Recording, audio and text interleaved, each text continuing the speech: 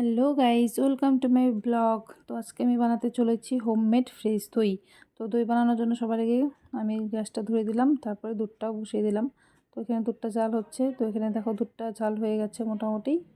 তো দুধটা ভালো করে জাল দিয়ে শুকিয়ে নিতে হবে। মোটামুটি 1 কেজি দুধকে আধা কেজির মতো করে নিতে হয়।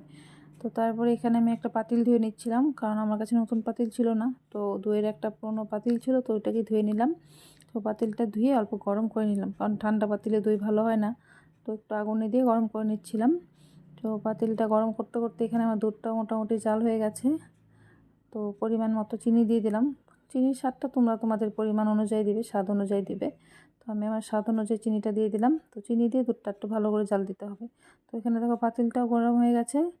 তো এখন এটা আমাদের দুধ দইটা বাঁধবো। তো এখানে দেখো দুধটাও মোটামুটি জাল হয়ে গেছে। দুধটা মোটামুটি ভালোই ঘন হয়ে গেছে।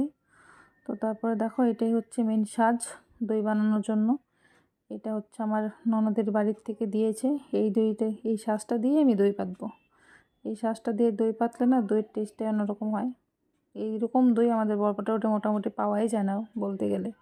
তো এখানে আমি দুধটা নামিয়ে দুধটা মোটামুটি অল্প ঠান্ডা করে নিয়ে তারপর শাঁসটা দিয়ে দিলাম।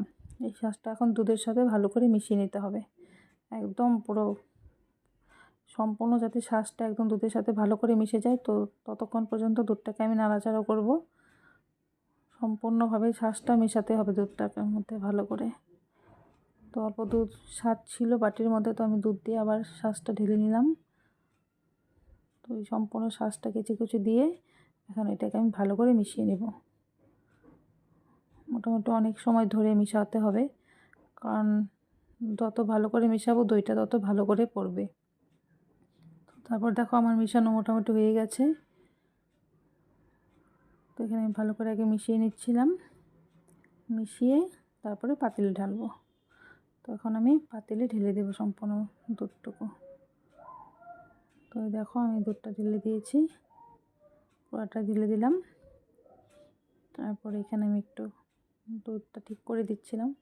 তো তারপরে মেন কাজ, তো এখানে দুধটা ঢেলে দিয়ে এখন দই বানানোর জন্য সবার প্রথমে এটাকে উমে বসাতে হবে। তো উমে বসাবো কিভাবে? তো এখানে একটা কম্বল নিয়েছিলাম, মোটা কম্বল। তো কম্বলের মধ্যে ভিতরে আমি দইয়ের পাতিলটা বসিয়ে দিলাম। এই কম্বলের গরমেই দইটা পড়বে, যতটা আর কি ওম দেওয়া যায়। তার জন্য আমি আরও একটা কম্বল উপর দিয়ে দিয়ে দিলাম ভালো করে ওম পড়ার জন্য।